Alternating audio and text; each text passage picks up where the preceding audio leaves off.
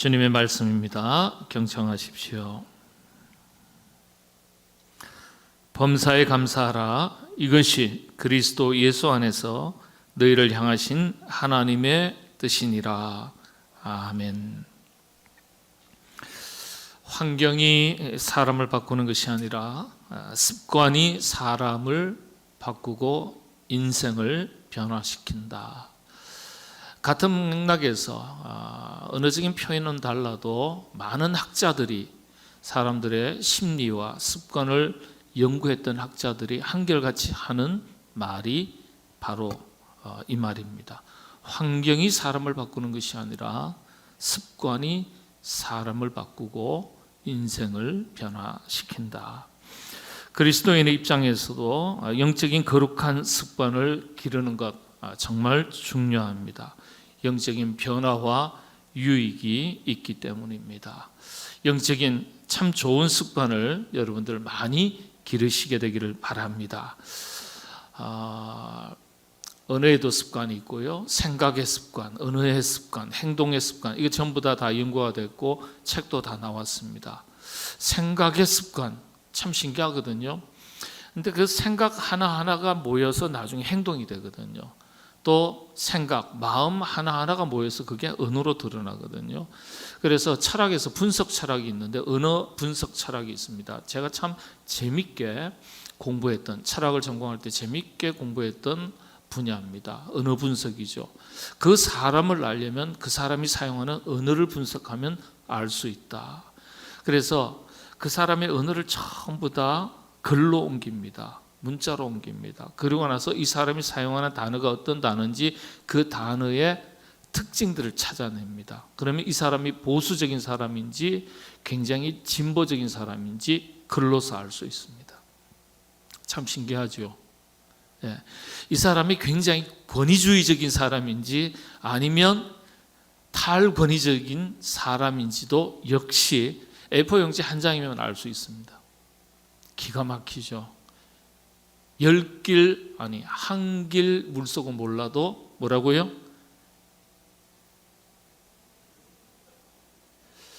말씀 잘 생각하셔야 돼요. 한 길 물속은 몰라요. 왜 그렇죠? 요즘 물이 오염이 돼가지고요. 10길 같은 사람의 마음 다 알 수 있다는 거예요. 10길이면은요 물속 잘 못 보잖아요. 그렇죠. 옛날에는 물속 다 들여다볼 수 있었지만 10길이라도 요즘 탁해가지고 오염이 돼서 안 보여요. 근데 참 재미있었어요.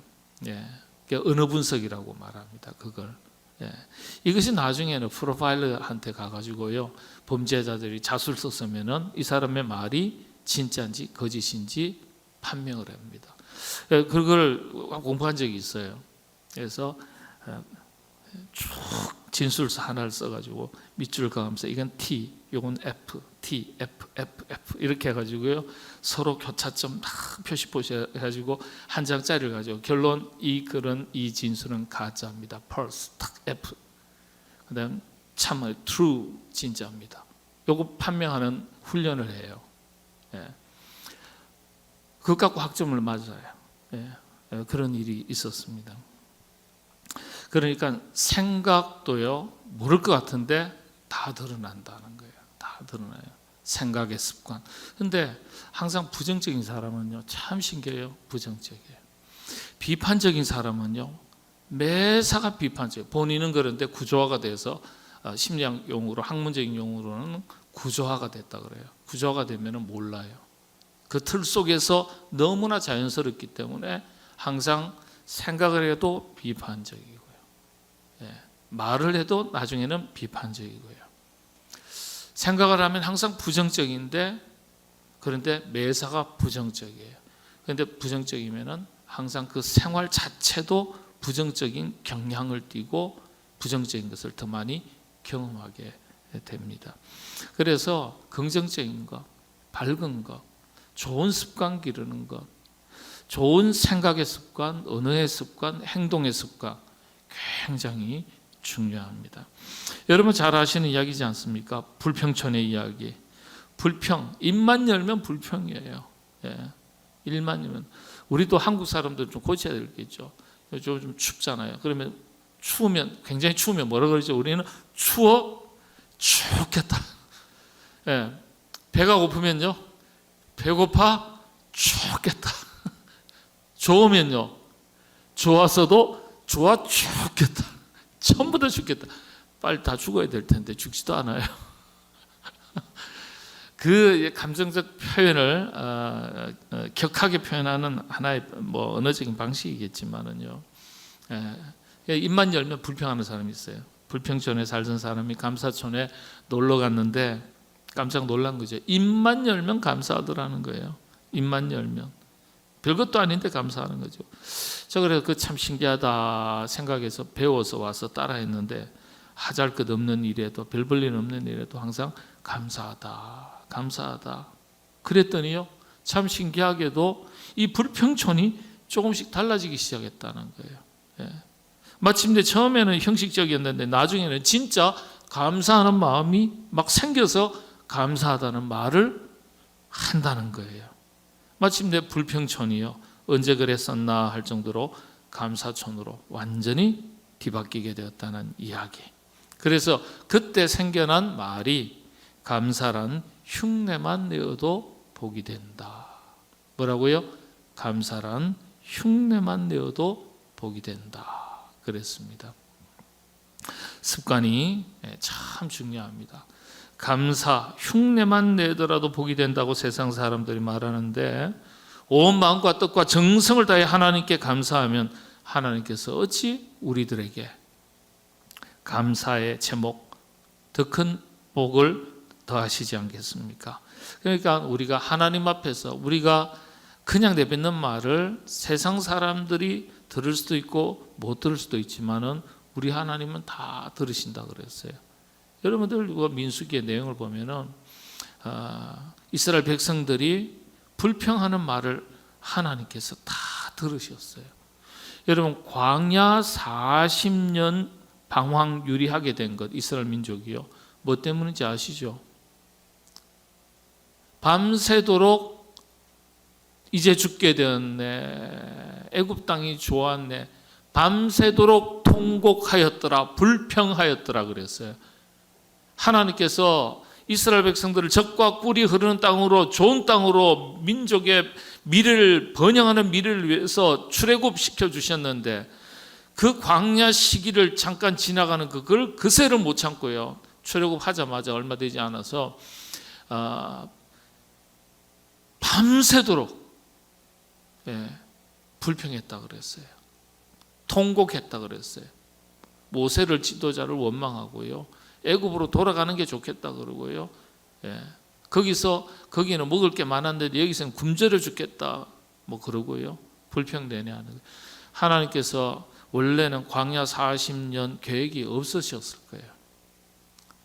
그때 그 사건 때문에 이스라엘 백성들이, 너희가 며칠날 밤새 그렇게 하고 나서요, 나중에 계산해 보니까 40일 동안 그렇게 불평했어요. 40일 동안. 그래서 40일을 하루를 1년씩 계산해서 40년 동안 좋다, 광야 생활을 시켜줄게, 이렇게 된 거예요. 여러분들이 참, 이스라엘 백성들이요, 고생 안 하고 젖과 꿀이 흐르는 땅 잠깐 고생하고 들어갈 뻔했는데 그 불평하는 것 때문에 40년 하지 않아도 될 헛고생 40년 한 거예요. 그놈의 습관 고치도록 하나님께서 광야 생활을 하게 하신 거예요. 생각도 뜯어고치고, 부정적인 언어도 뜯어고치고, 행동도 뜯어고치고, 그냥 묵은 때 다 벗기시고, 그 다음에 젖과 꿀이 흐르는 땅에 들어가게 하시는 거예요. 그래서 참 이 감사라는 것이 하나님께서 얼마나 불평이 얼마나 하나님께서 싫어하시는 것인지, 이 반대로 감사는 얼마나 하나님께서 기뻐하시는 것인지 몰라요. 시편 50편 23절에 보면 이런 말씀이 있습니다. 감사로 제사를 드리는 자가 나를 영화롭게 하나니. 영화롭게, 영광, 영화, 똑같은 단어입니다. 우리 한글 성경에서만 이렇게 번역을 좀 다르게 했어요. 영화, 영광, 같은 어원은 같은 겁니다. 기쁨이라는 단어예요. 감사로 제사를 드리는 자가 나를 기쁘게 하나니 그의 행위를 옳게 하는 자에게 내가 하나님의 구원을 보이리라. 예, 복 주시겠다는 거예요. 예, 그 감사의 마음과 생각과 행위를 바르게 한다. 하나님 앞에서 바르게 한다는 건 뭐예요? 감사한 것에 대해서 온 마음과 뜻과 정성을 다해서 정말 감사한 마음을 가지고 감사를 표현하는 것 아니겠어요? 그리고 감사하는 것만큼 사는 거죠. 하나님께서 기뻐하시는 것이 바로 감사로 제사를 드리는 거다. 감사로. 예. 하나님께서 말씀하신 감사로 예배 드릴 때 구원의 복을 주셨으니까 다른 복들도 겸해서 주신다는 거예요. 예. 그래서 참 우리가 감사의 습관, 여러분들 자세히 들여다보지 않으면 잘 안 보여요. 묵은 습관은 잘 안 보입니다. 그렇죠? 나의 언어적인 습관, 제가 늘 아내한테 지적당하는 게 있어요. 예. 제가 칭찬을 그렇게 잘 안 한대요. 예. 입 놔뒀다가 어디 쓰지? 돈 드는 것도 아닌데. 근데 제가 그렇게 칭찬을 안 해요. 근데 이게 오래 묵은 거예요. 저는요, 오늘 저희 아버님이 안 계시니까 말씀드리는 거예요. 저희 어머님은 그렇게 칭찬을 잘하세요. 뭘 하나 사들어, 우리 아들 최고다. 고맙다. 저희 생일 선물 때, 어머님 생일 선물 때 다른 거가 없어요. 제가 기억이 별로 없어요. 수박 한 통 사드렸어요. 항상. 수박 좋아하시니까. 그럼 이제 고맙다. 저는 지금까지요, 자라오면서 제 60평생에 아버님한테 칭찬 들어본 기억이 없어요. 저는. 제가 전과목 100점을 맞고 왔는데도요, 칭찬 들어본 기억이 없어요. 네. 아버님이 칭찬 별로 안 하죠. 잘 웃지 않으시고, 네. 천연적인 경상도 분이세요. 3마디만 한다 그러잖아요. 저희 아버님 4마디 하세요. 벨 탁 누르세요. 누구세요? 내다. 밥 줘. 자자. 그 3마디 한다 그러잖아요. 예. 그 3마디예요. 재밌는 유머도 없으세요. 제 아내가 지금 모시고 다 살잖아요. 농담 재밌게 하신 적이 없어요. 네. 저는 뭐 칭찬을 제가 받아본 기억이 없어요. 근데 칭찬 대신에 뭘 하나 실수하면, 뭐 책 하나 거꾸로 꽂히면, 이 책이 왜 여기 꽂혀 있냐? 그러니까 그런 게 제 몸에 배었던 것 같아요. 네, 그러면서 이제 아내가 음식을 맛있게 해주면, 맛있으면 말이 없어요. 맛없으면 왜 이렇게 짜냐? 아우 너무 달어. 이러면 지적은 잘하는데 뭐라고요? 말이 없으면 맛있다는 거잖아요. 그러면 이제 요즘 아내가 훈련시켜요. 제가 의식을 못하니까, 여보 맛있다고 말해봐. 그러면 맛있네. 이렇게 해요. 그게 여러분 수십 년 묵은 언어의 습관이라는 게 그렇게 고치기 쉽지 않아요. 뼈를 깎는 노력을 하는데, 뼈를 깎는 노력을 하려니까 이제 천국 가까이 되면, 천국 갈 날이 가까워지면 어떻게 되겠어요? 일찌감치 고치시는 게 좋아요. 그래서 원래 감사를 표현하는 거 좋잖아요. 예, 자신도 감사한 마음을 표현하고 듣는 사람도 좋고. 근데 우리가 그 쉬운 건데도 습관이 안 돼 있으니까 안 되는 거예요. 습관이 안 돼. 이왕이면 사람 만나면 이제 인생 멋있는 표정으로 얼굴이 그냥 완전히 굳어 있어요. 네. 세상 걱정 근심 모두 혼자 뒤집어 쓴 것처럼 똑같은 얼굴에 막 웃으면 좋잖아요. 그렇잖아요, 그죠? 그 돌아가신 황수관 그분도 장로님이셨거든요. 그분도 거울 보고 연습하셨다잖아요. 거울 보고 인상이 그래서. 오직 하셨으면 그렇게 연습을 하셨을까요? 웃는 것도 습관이에요. 웃는 것도 습관이에요. 저도 웃을 때는 환하게 웃지를 못해요. 말씀드렸잖아요. 집안 분위기 자체가 웃는 분위기가 아니니까, 거룩한 분위기여가지고 뭐 그 친구처럼 아버지하고의 관계가 그렇게 쭉 지내오지를 않았으니까 굉장히 아버님은 뭐 남성 위주 가부장적인 분이셨거든요. 평생 90 가까이, 이제 내년 1월 5일이 90이신데요. 그렇게 사셔가지고 이제 막판에 노후에 은퇴하신 후에 굉장히 힘드세요. 누구한테 박해를 받으실까요? 그건 여러분 겪어보시면 아세요.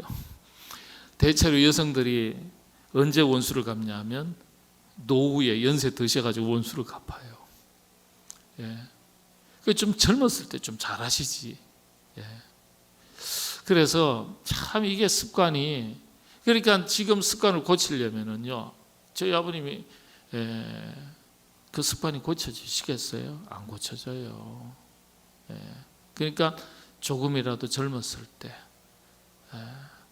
그리고 열심히 노력하면은 바뀌어지는 거죠. 하나님께서 단서 조항을 딱 붙이신 거예요. 그래서 제사를 드리는데 하나님께서 제사를 굉장히 기뻐하시고 좋아하시잖아요. 왜냐? 이스라엘 백성들을 광야로 불러내셔가지고 제일 먼저 탁 가르쳐 주신 게 제사잖아요. 제일 먼저 가르쳐 주신 게 제사죠. 예배법이거든요. 그만큼 중요하니까 가르쳐 주신 거죠. 가르쳐 주실 게 얼마나 많은데, 광야 생활 40년 하려면 사냥법도 가르쳐 줘야 돼요. 물 찾는 법도 가르쳐 줘야 되죠. 추위를 피하는 법도 가르쳐 주셔야죠. 광야 40년 동안에 가면서 피할 길도 가르쳐 주셔야 되죠. 얼마나 많겠어요. 그런데 불러내셔가지고 제일 먼저 가르쳐 주신 게 예배법이에요. 그만큼 중요한 거예요. 그런데 단서 조항을 딱 붙이셨어요. 감사로 제사를 드리는 자가 나를 기쁘게 한다. 나를 기쁘게 한다. 하나님께서 가장 기뻐하시는 예배, 제사가 성경적으로는 두 가지거든요. 첫 번째는 그 이사야서 51장 그리고 사무엘상 15장에 나와 있는데, 통회하는 심령을, 회개하는 심령을 하나님 기뻐하신다 그랬어요. 그 다음에 또 감사가 뭐냐 하면은, 하나님께서 기뻐하시는 예배가 뭐냐면 시편 50편 23절에 있는데요. 감사로 드리는 제사, 예배를 기뻐하신다 그랬어요. 그러니까 하나님께서 기뻐하시는 예배가 두 개, 감사로 드리는 예배, 그 다음에 하나님 앞에 나와서 하나님 저는 죄인입니다. 제가 바르게 살려고 노력했지만은 실수가 많았습니다. 죄와 허물이 많았습니다. 용서해 주옵소서. 이렇게 통회하는 심령을 가지고 예배 드리는 것, 이걸 성경적으로는 하나님께서 가장 기뻐하시는 예배, 제사라고 말합니다. 그러니까 모든 예배 제사의 핵심이요, 사실 감사예요. 감사. 그래서 이 감사에 대해서 하나님께서는 이스라엘 백성들에게 7가지 절기, 7대 절기를 가지고 감사를 계속해서 주입시키셨어요. 이스라엘 백성들에게 3대 반드시 지켜야 될 3대 절기가 있는데요. 알고 보면 그 절기도 자연의 변화의 절기가 아니에요. 감사의 절기입니다. 이 감사가 신앙의 핵심인데, 이 감리교 창시자 존 웨슬리 목사님, 여러분들 알아두셔야 돼요. 메소디스트 프레스바이테리안 메소디스트 처치라고 했어요. 존 웨슬리 목사님이 감리교 창시자라고 알려져 있는데, 제가 그 목회하던 교회에 갔어요. 가서 보니까 교패가 뭐라고 되어 있냐면 프레스바이테리안 메소디스트 처치라고 되어 있어요. 장로교에 기반을 둔 감독제 교회란 뜻입니다. 감리교가 어디서 출발했다고요? 장로교에서 출발했어요. 그러니까 감리교는 애당초부터 감리교 장로가 다른 게 아니에요. 감리교의 모든 교리와 그 기본적인 것은요, 장로교에서 출발한 겁니다. 존 웨슬리가 자기 교단 그렇게 감독제를 만들면서 표현을 그렇게 했어요. 프레스바이테리안이 장로교라는 뜻이거든요. 프레스바이테리안 메소디스트 처치, 딱 교패, 그렇죠. 교단패에 그렇게 적혀 있어요. 그러니까 우리가 정확하게 알아야 돼요. 존 웨슬리 목사님이 이렇게 얘기했습니다. 신앙의 깊이는 감사의 깊이다. 여러분들, 신앙이 깊어가면 깊어갈수록 감사도 깊어가는 거예요. 신앙이 얕다 그러면요, 감사도 얕은 거예요. 그래서 신앙생활을 뭘로 보고 판단한다고요? 감사를 어떻게 하는지 보고 판단한다 그래요. 모든 목사님들이요, 그 기준입니다. 저만 그런 게 아니에요. 성도들을 가만히 보면서 감사를 어떻게 하는지를 보면 그 사람 신앙생활의 깊이를 알 수 있다 그래요. 그래서 다른 헌금 봉투는 다 안 보는데 무슨 헌금 봉투 본다고요? 감사 헌금 봉투는 거의 대부분 다 봐요. 목사님들이요. 저도 물론 봅니다. 예, 저도 물론 봐요. 다른 헌금 봉투는 안 봐도 돼요. 명단만 보면 돼요. 보고서에. 근데 감사 헌금 봉투는 직접 제 방까지 가지고 옵니다. 그게 참 신기해요. 예. 이스라엘 3대 절기 있다 그랬지 않습니까? 유월절, 맥추절, 수장절이라 그러기도 하는데 초막절이에요. 예. 근데 유월절은 그 출애굽을 기념하는 거잖아요. 근데 사실은 감사절기예요. 맥추절도 감사절기, 수장절도 감사절기. 예.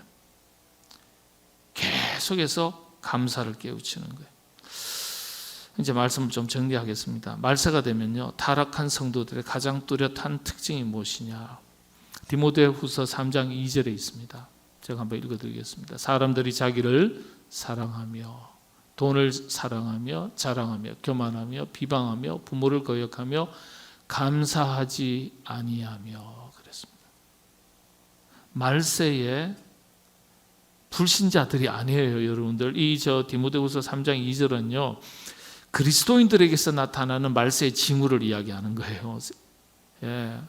그러니까 성도들 가운데서도 다 하나님을 믿는다고 말하지만은 타락한 성도들의 가장 뚜렷한 특징들이 뭔지 아냐? 아들 같은 디모데라 그랬거든요. 사도 바울이요. 아들이라 그랬어요. 디모데를 가르쳐. 그 디모데를 가르치는 거잖아요. 교회 지도자로. 사람들이 타락한 성도들의 특징이 뭔지 아냐? 감사하지 않는 거야. 감사하지 않아. 감사하지 않는 거 보면 그 사람 타락한 거야. 이 말이에요. 예. 감사하지 아니하는 시대가 올 것인데 그때가 되면 세상이 마지막 날이 될 것이다. 어차피 세상 사람들은 이때나 그때나 하나님 모르니까 언제든지 마지막 날이라고 할 수 있겠죠. 근데 그리스도인들에게 있어서 감사하지 아니하는 그리스도인들조차도 감사하지 아니하는 시대가 올 것인데 그때가 되면 세상이 마지막 날 될 것이다. 여러분 참 의미 있는 말이에요. 굉장히 깊이 있는 말이에요. 그러니까 우리가 신앙생활을 하면서 정말 나는 하나님의 많은 은혜 앞에 감사하며 살아가고 있는가? 뭐 없는 것 때문에, 안 되는 것 때문에, 힘든 것 때문에 불평을 달고 살아가고 있고 감사 제목은 다 잊어버리고 사는 건 아닌가 돌아볼 수 있어야 되겠습니다. 감사의 습관이 가지는 놀라운 결과들이 참 많습니다. 심리학자 애들러라는 분이 있는데 워낙 유명한 분이에요. 자녀를 양육할 때 칭찬보다는 감사하는 습관이 자녀들을 더욱 긍정적인 사람으로 변화시켜 나간다 그랬어요. 예. 이 심리학, 또 상담 심리학, 상담학 공부하는 모든 사람들은 이 인물을 기본적으로 다 배워요. 이 애들러 심리학이라고 해서요. 예. 근데 이분이 참 이런 얘기를 했어요. 또 긍정 심리학의 창시자 마틴 셀리그만이라는 분이 계신데 반복적인 감사의 훈련은 삶의 만족도를 높여준다 그랬어요. 이게 연구된 자료입니다. 반복적인 감사의 훈련, 그건 삶의 만족도를 높여준다. 또 연구된 것 중에 하나 시카고 대학의 니콜라스 이플리 교수라는 분이 계신데 감사의 언어는 마치 마법과도 같아서 자존감을 높여주는 명약이다 그랬어요. 자존감을 스스로 높이는 이 감사라는 거예요. 반복적인 감사 훈련. 감사는 우리가 습관화시켜야 될 그래서 최상의 심리 훈련이다. 이 니콜라스 이플리 교수님이 한 얘기입니다. 이게 다 연구를 통해서 증명된 내용들입니다. 주님께서 말씀하신 대로 오늘 보면은 범사에 감사하라. 그러니까 범사라는 건 무릎 범자 모든 것이거든요. 일사자니까 모든 일에. 그러면 모든 일이라는 게 뭐죠? 잘된 일도 감사, 안 된 일도 감사한 거예요. 아니, 안 된 일에 감사를 어떻게 해요? 안 된 일도 감사죠. 네. 성적 90점, 100점 맞으면 감사한데 60점 맞으면 이거 대학 요즘 이제 한참 이제 수시 발표하고 지금 이제 정시 준비하고 이런 타이밍이거든요. 그 60점 맞았어요. 70점 맞았다 그러죠. 그럼 70점 맞았으면 감사가 나오겠어요. 자기가 목표한 대학 지금 못 가겠는데 60점 안 맞은 것만 해도 감사하잖아요. 그죠? 예. 그 60점 맞으면요. 50점 안 맞은 걸 감사하면 되는 거예요. 예. 50점 안 맞은 걸 감사. 예. 수도권 대학에서 도저히 어떻게 대학 인서울을 못 하겠네요. 뭐 어떻게 해요? 그러면 서울 상대 가는 것도 감사해야죠. 서울에서 상당히 멀리 떨어져 있는 대학 가는 것도 감사. 예. 상당히 멀리 떨어졌는데 수도권 밖인데요. 그러면 대한민국 안에서라도 갈 대학이 있으면 감사한 거예요. 예. 그러니까 우리가 욕심을 가지면 감사가 안 나오죠. 그래서 잘된 거 있으면 감사하고요. 못된 거 있으면 더 못되지 않은 것에 대해서 감사해야 되는 거예요. 여러분 말씀드렸잖아요. 아프시나요? 병원 안 간 거 다행하게 생각하시고 감사하세요. 병원 가셨는데요. 입원하셨어요? 그냥 병원 갔다 오셨으면 감사하세요. 입원할 거리 아니라면 감사하세요. 그 다음에 입원을 했어요. 그럼 어떻게 해요? 수술을 안 하고 입원만 하는 걸 감사하게 생각하세요. 수술을 해요, 목사님. 그래도 안 죽었으면 감사하세요. 죽었어요. 어떡할 거예요? 그럼 천국 간 줄 알고 감사하세요. 예. 그러니까 우리가 감사의 조건을 찾으려면 자꾸 찾는데 비교 속에서 욕심 속에서 우리가 감사의 제목을 잃어버리는 거예요. 그래서 이 말씀 기억하셔야 돼요. 범사에 감사하라. 하나님의 뜻이다. 하나님의 뜻. 그러니까 범사. 잘된 일에도 감사, 잘 안 된 일에도 감사하라. 하나님의 뜻이니까 하나님의 뜻을 따르는 자에게는 하나님께서 책임지시는 거예요. 우리 눈에는 당장 안 되는 것처럼 보여도 결국은 하나님께서 잘 되게 인도해 주시는 겁니다.